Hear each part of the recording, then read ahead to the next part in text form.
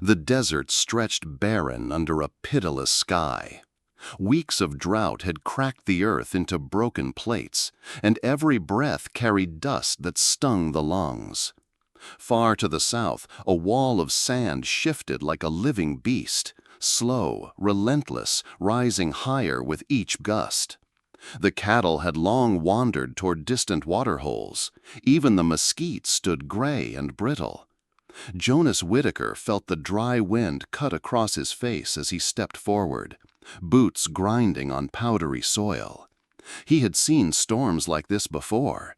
They came without mercy, swallowing horizon, herd, and man alike. The stillness before their arrival always felt the loudest. Now that same stillness pressed in around him, the faint buzz of flies at the well, the labored breaths of the wounded woman, and behind it all, the hoofbeats rolling closer, like drums of war carried on the desert wind. It was 1873, New Mexico territory.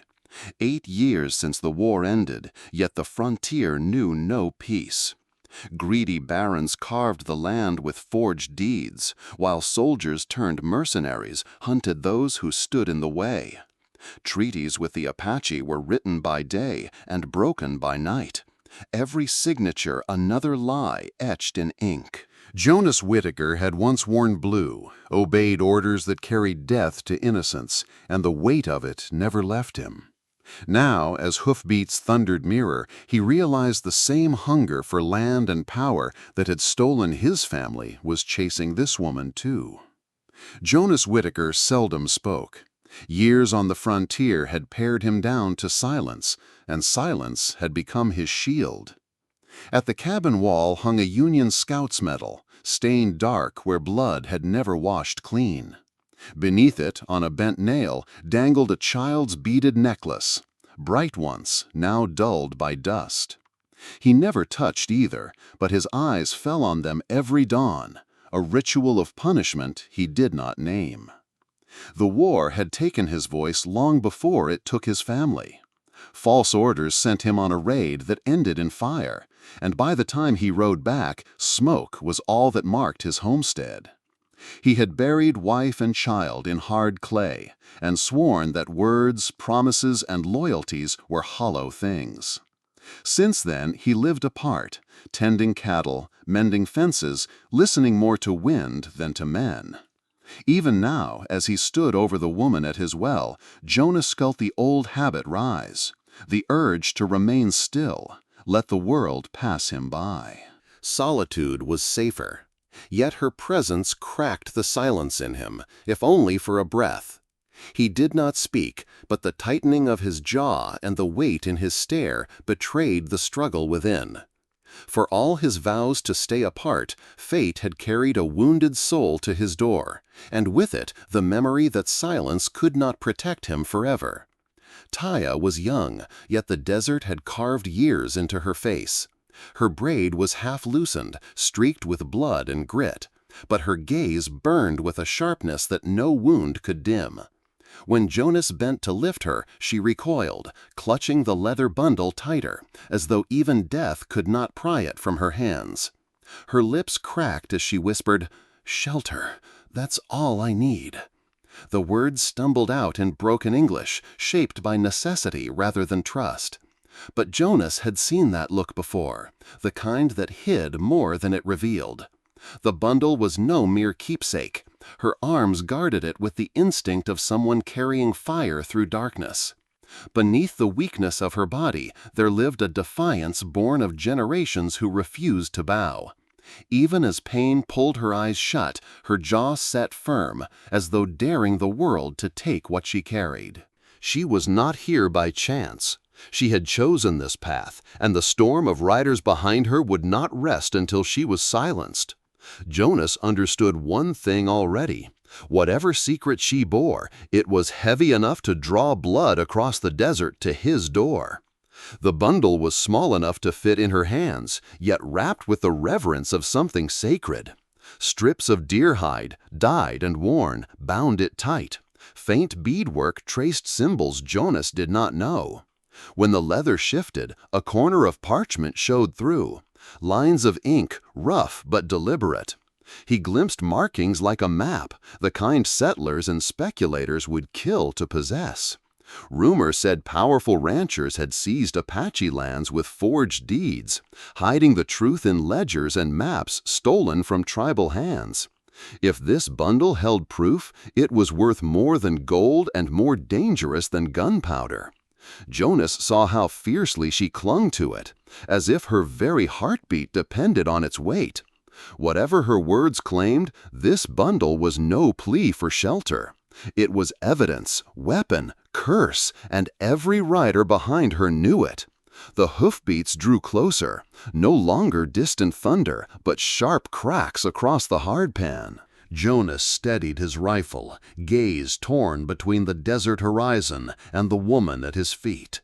He knew what sheltering her would mean. Blood at his doorstep, flames at his barn, the storm of men who followed gold and lawless power.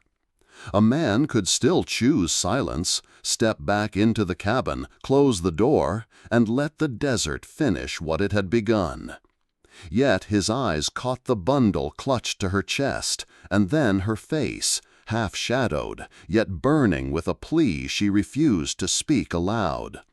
In that moment, a verse from childhood sermons rose unbidden. The righteous care for the needs of their animals, but the kindest acts of the wicked are cruel. Proverbs 12:10. If God demanded mercy even toward beasts of burden, how could Jonas leave this soul to the dust? The hoofbeats pounded louder. Jonas lowered the rifle, not to retreat, but to lift her into his arms. His silence cracked, not with words, but with the weight of decision. Mercy had found him again, and this time he would not turn away. Jonas had not sought this fight, yet it had come to his well. In saving the woman, he bound himself to 3 chains heavier than iron. First was his own soul. The silent years of guilt could only be redeemed if he chose to protect rather than abandon. Second was her life, fragile, hunted, slipping away with each breath. To turn back now would be to sign her death warrant. Third was the land itself, the fragile order between settlers and Apache. If the bundle was lost, the truth would vanish, and with it the hope of justice for both people. A single choice at a lonely cabin now carried the weight of redemption, survival, and justice. Jonas knew the storm on the horizon was more than sand. It was the reckoning of all 3. If you like this video, please comment number 9. If you don't like it, please comment number 0. The desert night pressed cold against the cabin walls, and Jonas worked by the glow of a single lantern.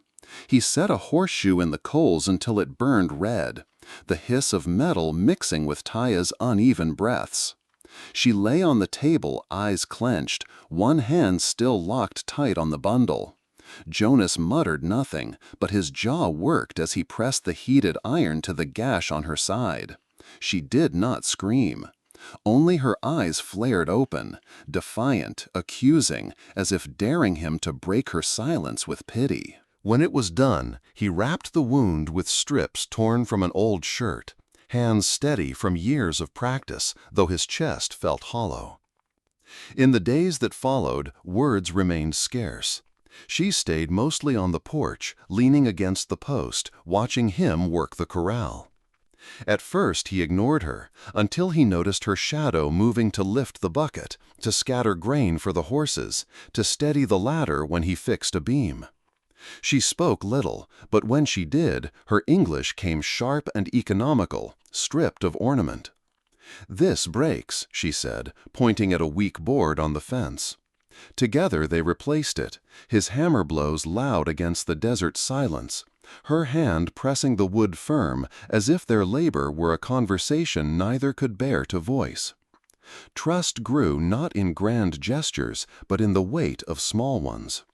When a calf limped from a cut hoof, Jonas knelt to clean the wound, expecting her to simply watch. Instead, she crouched beside him, pulling a strand of leather from her braid, binding it tight until the animal steadied. Their eyes met briefly, and for the first time in years, Jonas felt the corner of his mouth shift into something close to a smile. She noticed, said nothing, but her own expression softened in response, a flicker of warmth in the cold wind. As they worked, fragments of her heritage slipped into the silence. While fetching water from the well, she tapped a rhythm against the bucket's rim. 4 beats, pause, then 2. Jonas recognized it not as music, but as memory, something older than either of them. He didn't ask. Later, repairing a gate hinge, she hummed a low tune, the sound weaving through the dust and hammer strikes, steady as breath. He let it be. The melody hung in the air long after she stopped, filling the spaces words could not. Nights were quieter still. She kept near the fire, clutching the bundle close as though sleep might steal it away. Jonas sat by the door with his rifle across his knees, eyes fixed on the darkness beyond the ranch. He never said, "You're safe here," but the way he kept watch spoke it louder than words. She never said, "I trust you," but when she laid the bucket beside him in the morning, full of fresh water she had drawn herself, the message was clear enough. By the week's end, their silence no longer weighed like stone. It had shifted into something else, an unspoken pact. Neither fully trusted the other, yet each began to lean, just slightly, on the presence beside them. For Jonas, it was the first step back into a world he thought he had left behind. For Taya, it was proof that even in a land of betrayal and fire, the faint thread of trust could still hold. The knock came just after dawn. Jonas opened the door to find Reverend Caldwell standing stiff on the porch, hat in hand, his black coat dusted from the ride. Behind him, the church's mare fidgeted, nostrils steaming in the cold air. Caldwell offered a practiced smile, but his eyes darted past Jonas, searching the shadows of the cabin. "I hear you've taken in company," he began, voice smooth as a hymn, but carrying the edge of accusation. Jonas said nothing. The Reverend adjusted his collar, then quoted with solemn weight, "Let everyone be subject to the governing authorities, for there is no authority except that which God has established." He let the verse hang heavy, as though Scripture itself demanded obedience. It would be best, he pressed, if the girl were handed over. Order must be kept, Jonas, order above all. Inside, Taya stiffened at the words, her hand tightening on the bundle. Jonas felt the weight of silence closing in on him again. Yet he noticed something the Reverend hadn't meant to show. A flicker in the man's gaze, a tremor in his hand as he smoothed his coat. It wasn't zeal alone that drove his visit. Fear clung to him, like the shadow of a debt unpaid. Jonas recalled whispers in town, that Grady's gold kept the church roof from collapsing, that Caldwell had borrowed more than he could ever return. The Reverend stepped closer, lowering his voice. "Jonas, you've carried grief long enough. Don't add to it. Hand her over, and no harm will fall on you. The land needs peace." His words were honeyed, but his eyes betrayed desperation, as though he pleaded for himself more than for order. Jonas remained stone still, letting the silence answer. Caldwell's smile faltered. He tipped his hat stiffly and mounted his horse. "Think on what I said," he called back, though the warning in his tone made it sound more like a threat. That Sunday, Jonas rode into town for supplies. The church bell tolled, calling the faithful, and he slipped inside the wooden chapel, more out of habit than belief. The pews creaked with weary settlers, faces lined by sun and dust. Caldwell preached on obedience and patience, his voice rising with every verse that served his point. Yet the flock shifted uneasily. A truth half-twisted never sat well in the soul. After the service, as Jonas moved to leave, a hand touched his sleeve. It was Mrs. Abernathy, a frail widow who kept the altar flowers fresh each week. Her eyes, clouded by age, held a clarity sharper than the Reverend's polished words. Leaning close, she whispered so only he could hear. "Don't let his fear bind you, son. Grady may hold his purse, but he doesn't hold the Lord's hand. Remember this: the eyes of the Lord are on the righteous, and his ears are attentive to their cry." Jonas met her gaze, the verse striking deeper than Caldwell's sermon ever could. For the first time in years, the silence inside him stirred, not broken, but moved. He left the chapel with a heavier burden, yet also with a clearer path. Between the Reverend's compromised tongue and the widow's quiet courage, the truth was plain. Choosing silence now would be the same as siding with the oppressors. Charles Grady liked to be seen in daylight. He rode through town in a fine black coat, silver watch chain flashing across his vest, and spoke of law, of progress, of the need for order on the frontier. To the settlers in debt, he extended loans. To the sheriff stretched too thin, he offered hired guns to keep the peace. On Sundays, he sat in the front pew, nodding solemnly to Reverend Caldwell's sermons as if he too bore the burden of righteousness. But behind polished words and gestures lay a hunger sharper than any blade. His empire had grown like a wildfire. Acre by acre, deed by deed, he spread his reach across the valley. When papers didn't suffice, intimidation did. Rumors told of signatures forced at gunpoint, of families driven from their ranches in the dark. The Apache lands were his final prize, the one barrier between him and absolute dominion. If treaties held, the land would remain theirs. But if the proof of theft vanished, then Grady's claim would stand unchallenged. For that, he relied on men like Macklin. Macklin had once worn gray, a Confederate sergeant who never forgave defeat. Scarred across the jaw, eyes like dull iron, he carried the war with him into every fight. Where Grady preferred to play the gentleman, Macklin reveled in brutality.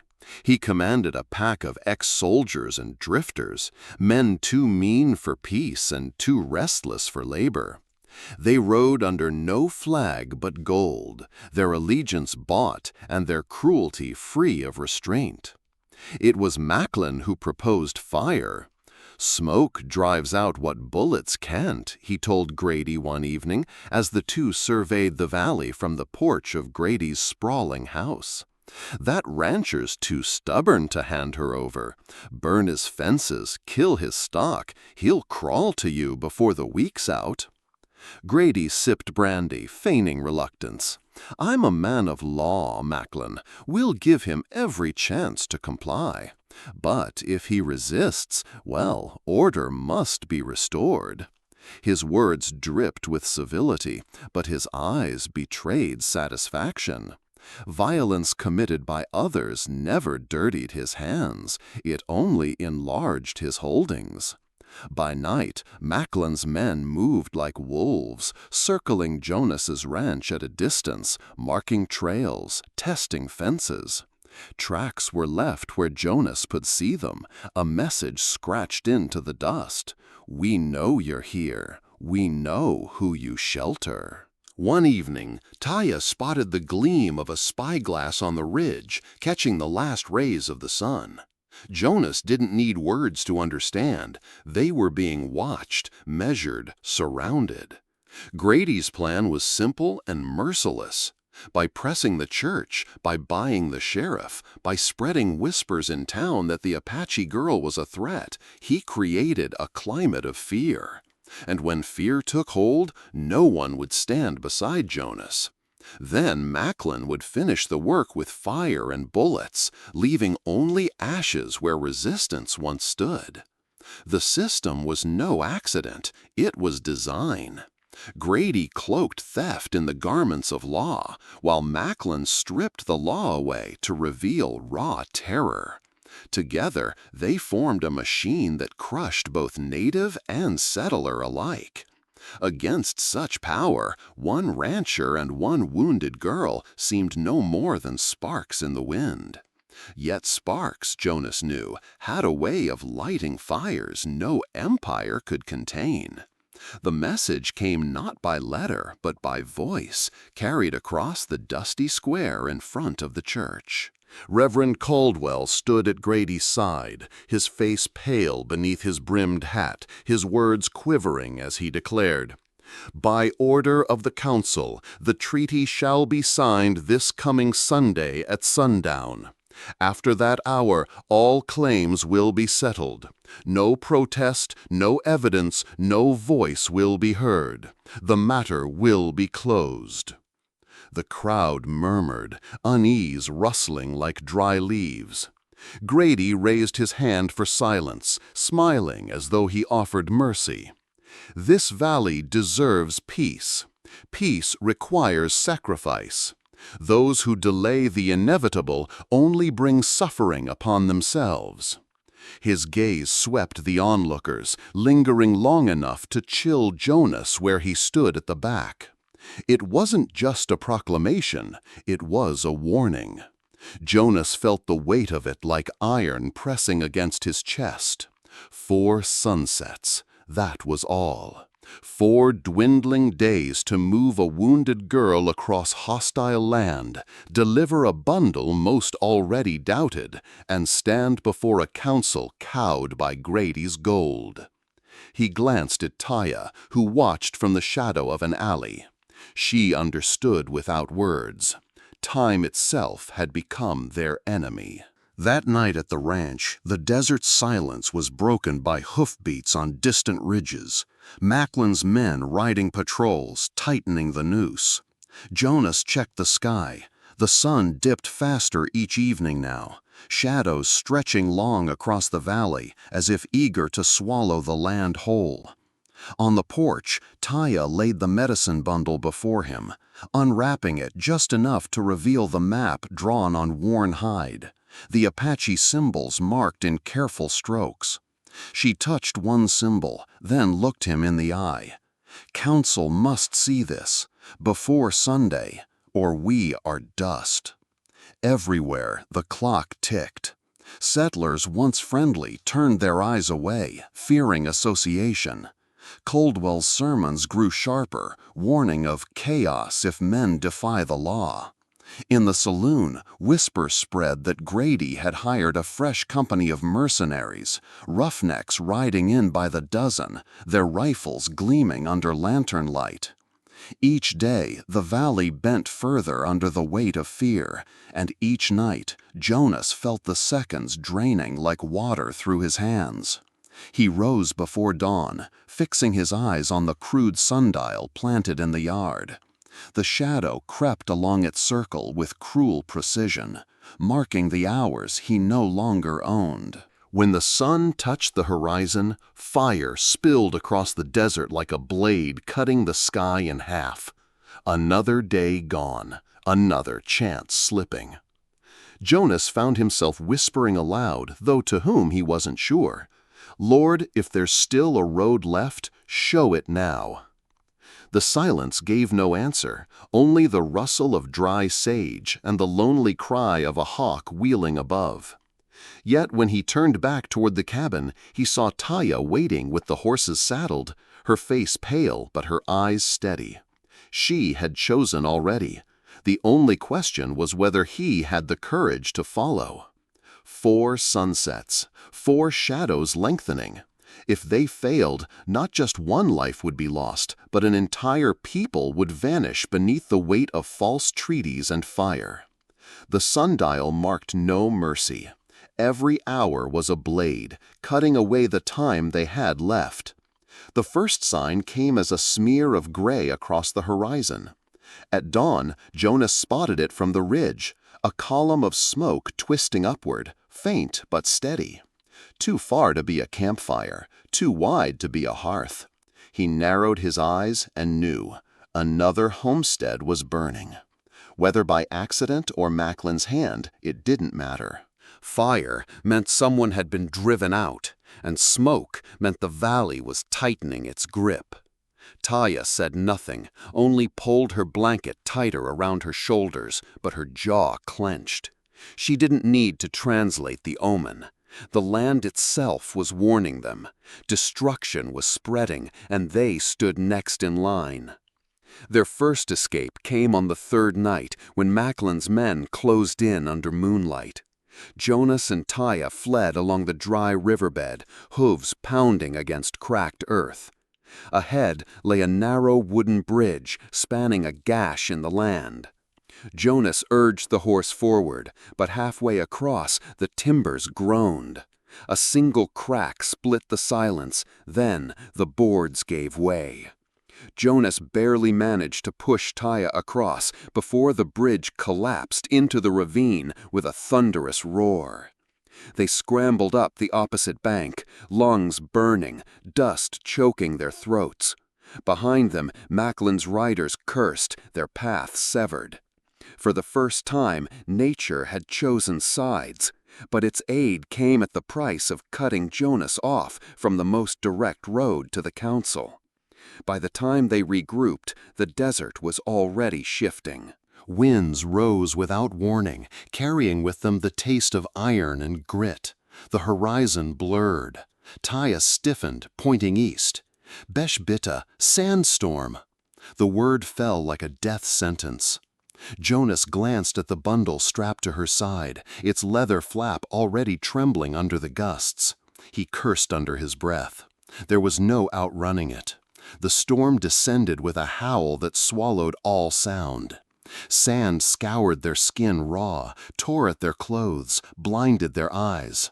The horses panicked, screaming against reins. Jonas wrapped an arm around Taya, dragging her toward the shallow shelter of a dry arroyo. Still, the wind clawed at the bundle, ripping loose one edge. Papers scattered like frightened birds. Jonas lunged, catching fragments, ledgers, signatures, lists of stolen lands, but the storm devoured the rest. He clutched what remained, staring down at a half-shredded document, ink blurred beyond reading. Only the map and a few symbols survived, pressed close against Taya's chest.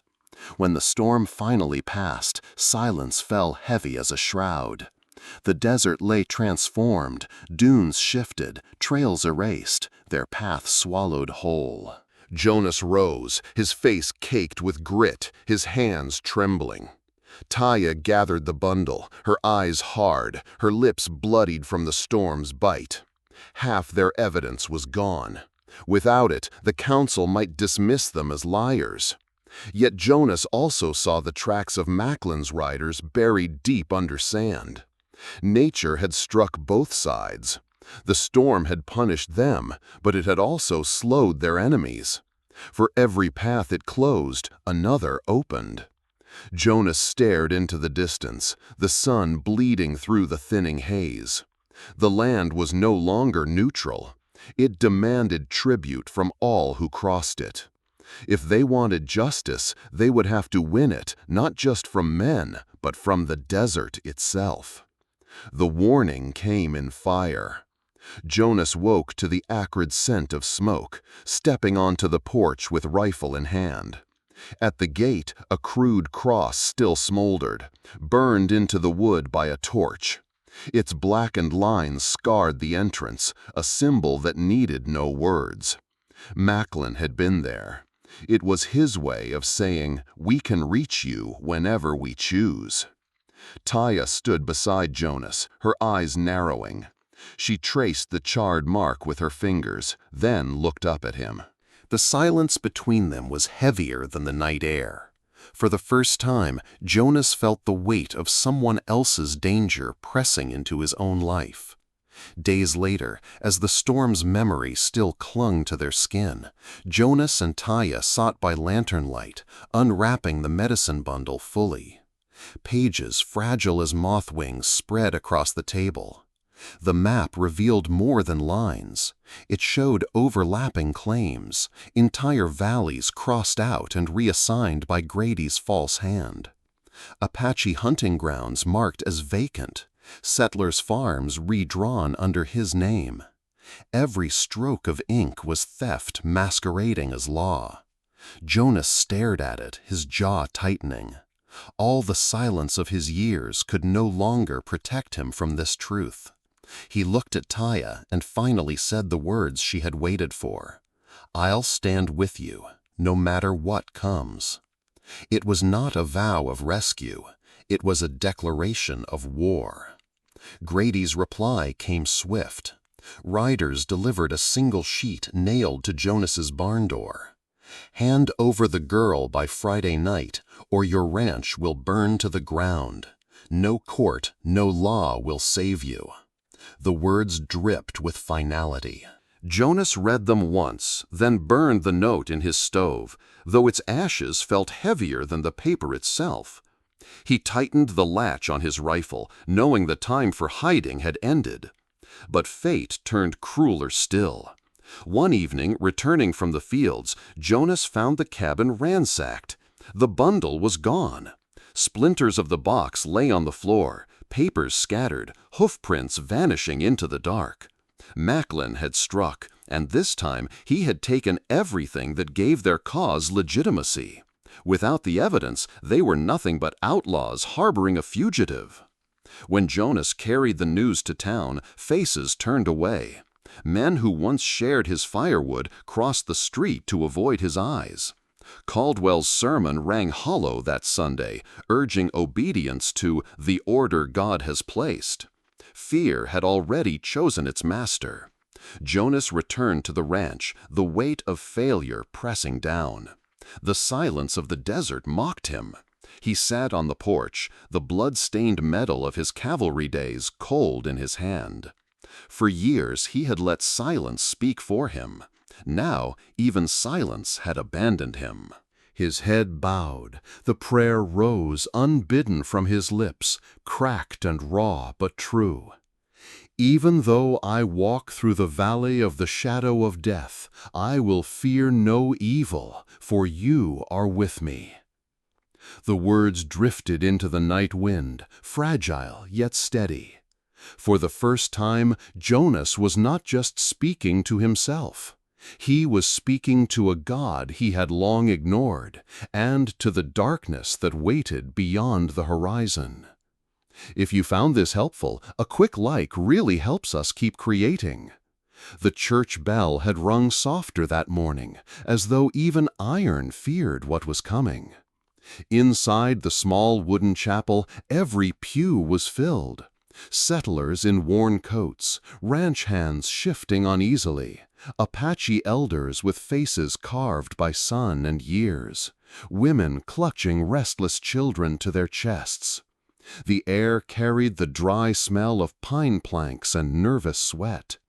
Whispers darted like mice across the benches, silenced only when Reverend Caldwell raised a trembling hand for prayer. But the words caught in his throat when the door creaked open. Jonas Whitaker stepped inside, shadow cutting through the dust-speckled sunlight. Beside him walked Taya, shawl pulled close around her, the medicine bundle held tight against her chest. Her dark eyes did not waver, though she could feel every gaze pierce her. Jonas's boots struck the wood in slow, steady beats, thud, thud, thud, like gunshots echoing in a canyon. Each step cracked the fragile hush of the sanctuary. At the front sat Charles Grady, broad as his wealth, his face carved into a smile that never reached his eyes. To his right lounged Macklin, scarred knuckles resting on the butt of his revolver, a Confederate ghost turned enforcer. Behind them, hired men lined the wall, hats low, smirks sharper than knives. Reverend Caldwell's voice faltered. Sweat shone on his temples as he tried to resume the hymn, but the congregation was no longer listening. Their eyes followed Jonas, every man, woman, and child sensing that the moment had shifted, that the service they had come for had turned into a trial. Jonas halted halfway down the aisle. His frame, hardened by years of solitude and silence, seemed larger now against the frail wooden beams. He glanced once at the exit behind him, but only for a breath. He knew leaving was no longer an option. Whatever path remained lay forward, straight through Grady and his lies. Taya's hand brushed against his coat sleeve. A quiet strength passed between them. Not words, but a vow. She clutched the bundle tighter, as though it were a heartbeat. Caldwell swallowed hard. "Brother Whitaker," he managed, voice thin, "this is the Lord's house. Surely you do not mean to bring—" Jonas's stare cut him off, sharp as a blade. The room held its breath. Grady leaned back, feigning calm, though the vein at his temple pulsed. "Well, well, the silent rancher finally speaks with his boots." He chuckled low, but his men shifted uneasily. Jonas said nothing. He did not need to. His mere presence, the bundle in Taya's arms, the iron resolve in his stride, these spoke louder than any sermon. The pews creaked as the townsfolk leaned in, caught between fear and hope, between the man who owned their debts and the man who now stood against him. In that charged silence, one truth hung clear. There would be no retreat, no turning back. The church was no longer a sanctuary. It was an arena. Jonas set the bundle down on the communion table with deliberate care, the leather torn and stained from dust and storm. The church's hymnal silence thickened. No one moved. Taya stepped forward. For a heartbeat, her hands trembled. Then she breathed deep, lifted the flap, and unrolled the surviving map. Symbols, inked by hand, sprawled across the hide. Arrows, circles, lines of rivers and ridges. To most in the pews, they were meaningless scratches. To her, they were memory and truth. She pointed to a mark drawn like a coiled snake. Her voice rang clear, first in Apache. Strong syllables, rhythmic, carrying generations. Then she shifted into English, her accent sharp but steady. "This symbol is the council ground. Here," her finger slid across another mark, "is where our land meets yours. It was agreed in treaty." The church rustled uneasily. Taya drew a second parchment from the bundle, a deed stamped with an English seal, yet clumsily overwritten. This, she said, was forged. Apache lands redrawn as Grady's grazing rights. Ink smudges here, she held it high, showing the wavering line. The hand was not that of the council, but his. She turned, staring directly at Grady. Macklin shifted in his seat, a wolf sensing the trap's teeth. Grady chuckled low, spreading his arms. "Savage drawings and wild tales, that is all you bring into God's house?" His tone dripped disdain, but his eyes flickered toward the deed. Then came the crack. A man rose from the third pew, slim, hunched, hat crushed in his hands. His lips moved before sound followed, his whole body trembling. I saw it," he stammered. "Saw the papers switched." His voice wavered, yet the confession carried to the rafters. "In Grady's office, one set of deeds taken, another slid in their place." The church gasped.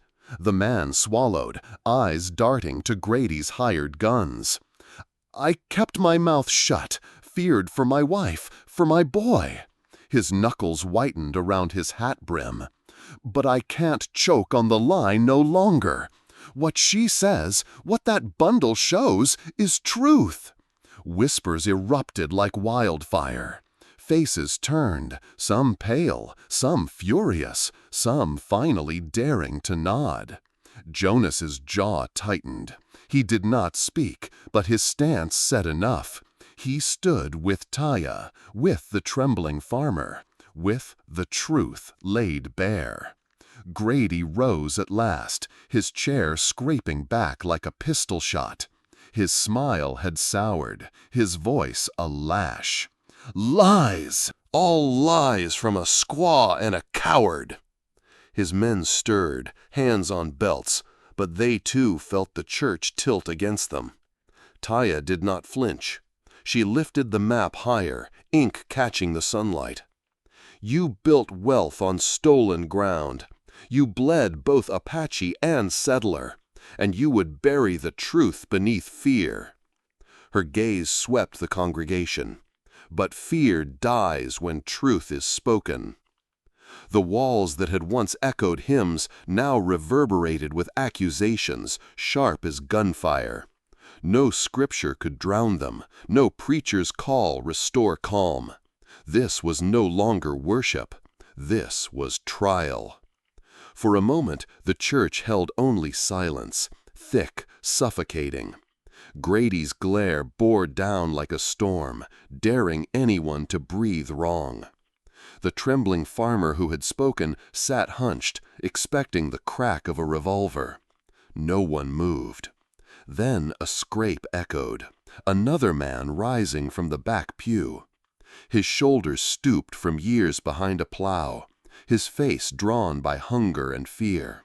He cleared his throat, words rough. Grady's men came to me, too. Told me if I spoke of the land switch, my barn would burn with my children inside. His voice broke. I kept quiet, until now. Gasps rippled across the pews. A second farmer stood beside him, younger, hat in hand, eyes glassy with shame. He held out a crumpled paper, edges stained by sweat and dirt. "Debt contract," he said bitterly, "made me sign at gunpoint, said my land was his. I signed to keep my wife safe." His hands shook, but then, before all gathered, he tore the paper in two. Then again, until the scraps fluttered down, pale shreds drifting through the air like snow. The hush shattered. Murmurs rose, angry, defiant, unstoppable. A woman clutched her shawl tight, stepping into the aisle.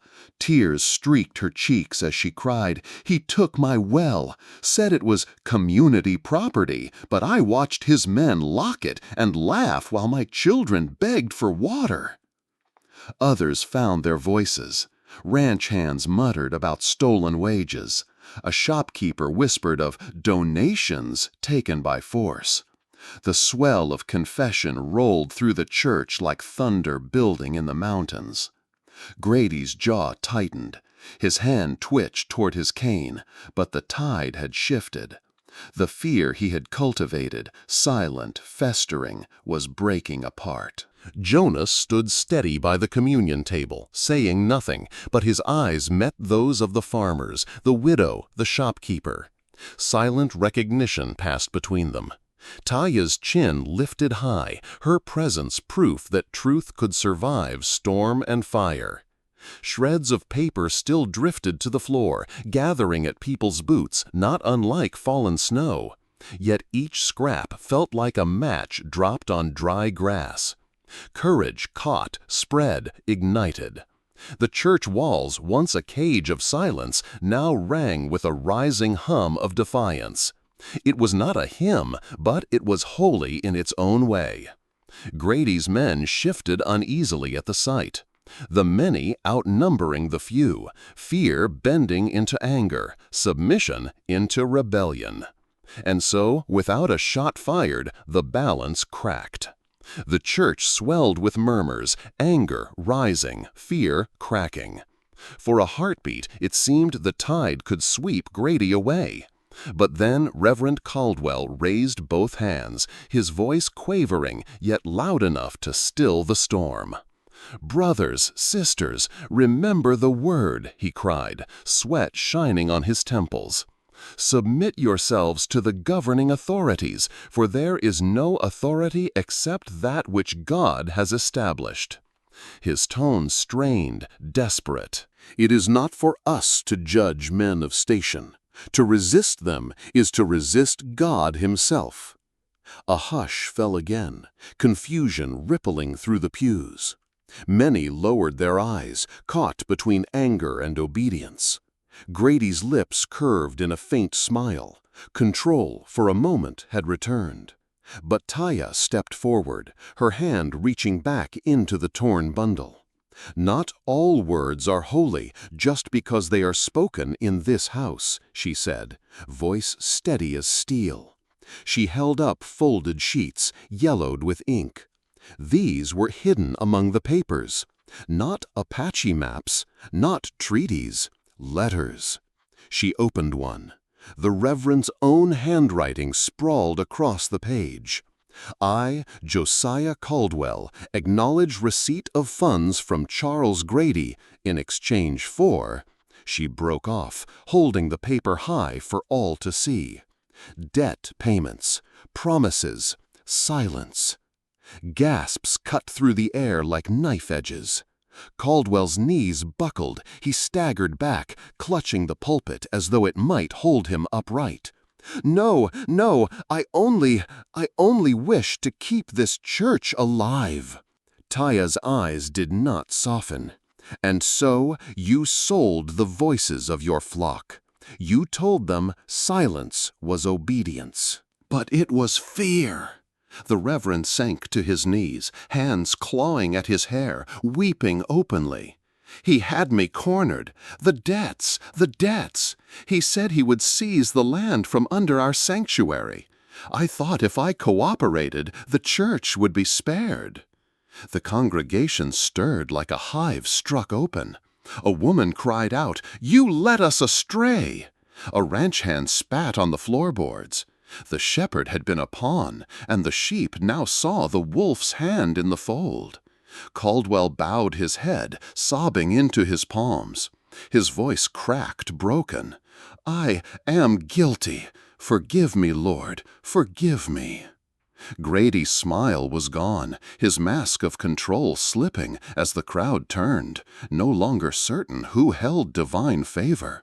The pulpit that had lent him cover now sagged under the weight of exposed truth. Jonas stood silent throughout, his eyes dark, unreadable. There was no triumph in him, no satisfaction at the fall of a man who had once preached faith. Only grim necessity. The cost of silence revealed, the cost of compromise laid bare. The last pillar of Grady's hold, fear cloaked in Scripture, had crumbled. And with it, the congregation looked no longer to their pastor for guidance. They looked to the truth. The church quivered under the weight of revelation. The air smelled of dust, sweat, and fear barely holding together. Grady sat stiff, his lips a hard line, while Macklin's hand hovered at his revolver. The crowd waited, the moment stretched taut, every heartbeat like a drum. Jonah stood at the edge of the sanctuary, near the thick rope that dangled from the rafters. The old church bell loomed above, silent for years, its iron tongue gathering rust and silence like his own heart. His hand reached for it, rough fingers brushing the coarse hemp. He trembled, not from fear of the gunman watching him, but from the weight of what this act would mean. Once the bell rang, there would be no turning back, no more hiding in solitude, no more silence to shield him from the world. The sound would be a cry, a summons, a judgment.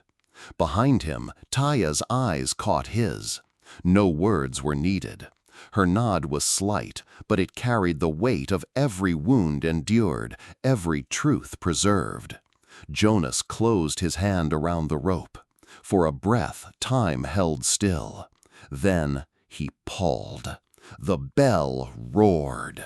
A deep, iron-throated cry shattered the hush, rolling out across the valley, over rooftops and fields, echoing against the dry ridges beyond. Dust stirred through the open doors, spiraling into the sanctuary as though the earth itself had answered. Jonas pulled again, harder. The sound filled the air, not just a bell, but a declaration. Freedom, defiance, judgment. He turned, voice carrying over the toll. "Then you will know the truth, and the truth will set you free." John 8:32. The words struck like sparks on tinder. The congregation stirred, then surged. Farmers rose from the pews, fists clenched. Widows, clutching shawls, stood with tears and steel in their eyes. Even children shifted forward, no longer cowering, but watching with a strange new boldness. Grady's men hesitated.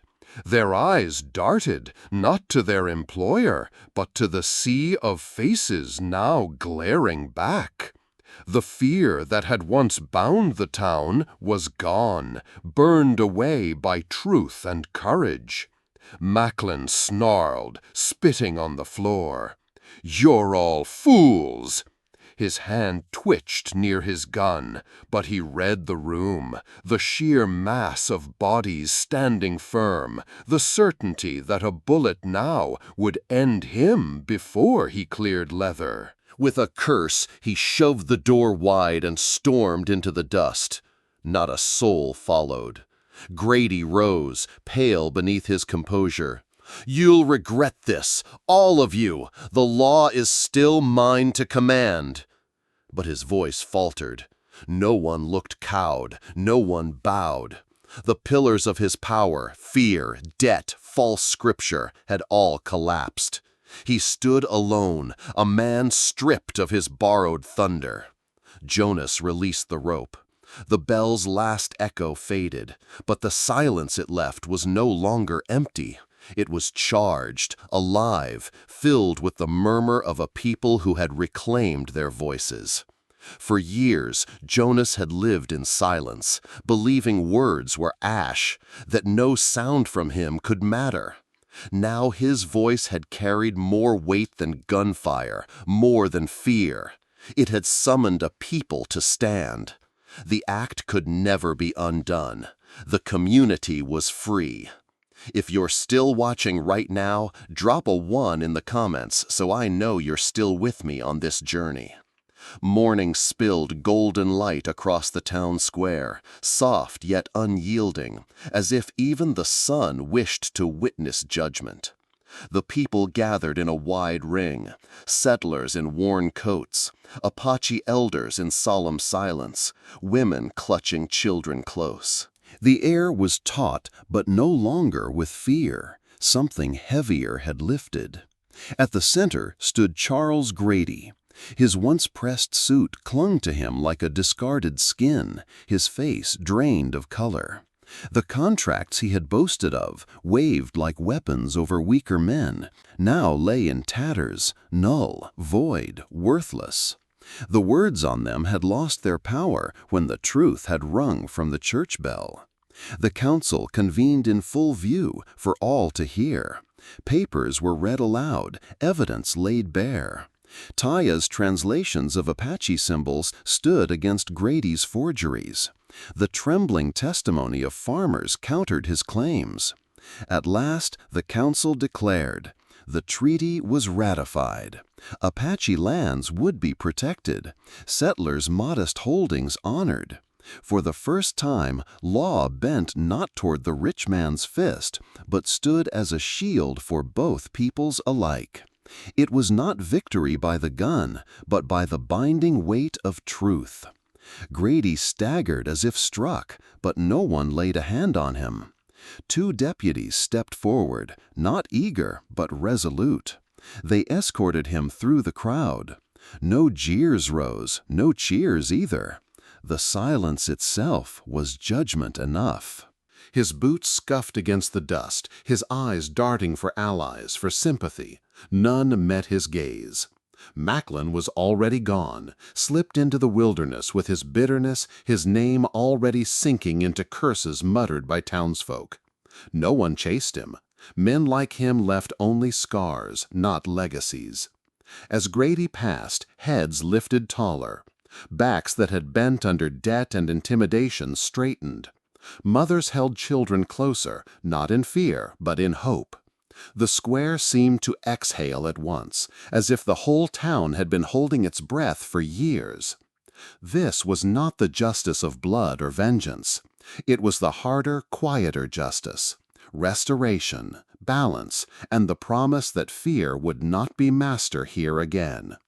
Days later, the square was quiet again. No jeers, no accusations, only the sound of shovels pressing into earth. The bell rope swayed idly in the breeze above, its iron tongue resting at peace. At the center of the square, a hole had been dug, its edges fresh and dark, and beside it waited a slender oak sapling, roots wrapped in damp burlap. Jonas knelt first, knees pressing into the soil. Beside him, Taya lowered herself, her arms still bound but steadier now. Together they loosened the burlap and lowered the sapling into the earth. Jonas scooped the first handful of soil, his rough palm trembling just slightly, and pressed it against the roots.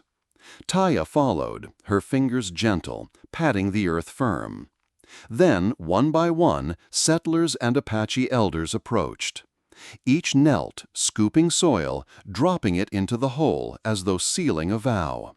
Some hands were calloused from plows, others scarred from war or raids, but in this moment they moved the same. Handful by handful, the tree was covered, steadied, claimed by all. An old woman stepped forward, her shawl fluttering. She murmured a blessing, half in prayer, half in hope. Her words drifted like smoke above the crowd. Jonas bowed his head, lips moving. For the first time in years, his voice joined another's prayer. Not broken, not rasped, steady. Taya leaned close, whispering in her own tongue, then translated softly. Words of renewal, of land not owned but shared. When the last soil was pressed firm around the sapling's roots, Jonas straightened. His eyes lifted, catching the light through the young green leaves. Blessed are the peacemakers, for they will be called children of God. Matthew 5:9. The words hung in the air, not as triumph, but as a gentle truth, woven into the soil and the roots that would one day shade their children. Evening came softly, settling over the land with the hush of a hymn's last note. The porch of Jonas Whitaker's ranch, once a hollow place of silence, now glowed with warm firelight spilling from within. Murmurs drifted through the walls, neighbors lingering, voices low but alive. From the distance, the laughter of children carried across the valley, ringing brighter than any bell. Jonas sat on the porch, hands folded loosely, his chair creaking beneath the weight of stillness that, for once, was not lonely. Beyond the fence line, the bell rope swayed gently in the wind, its arc faint but constant, a reminder of the day he had chosen to break silence. For years he had spoken little, convinced his words were as hollow as the metal he once carried, as powerless as the prayers he never uttered.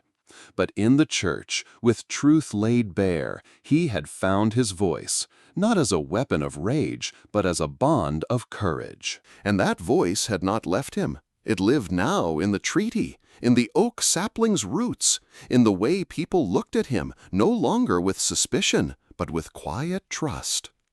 Taya stood a few paces away, her figure framed against the horizon.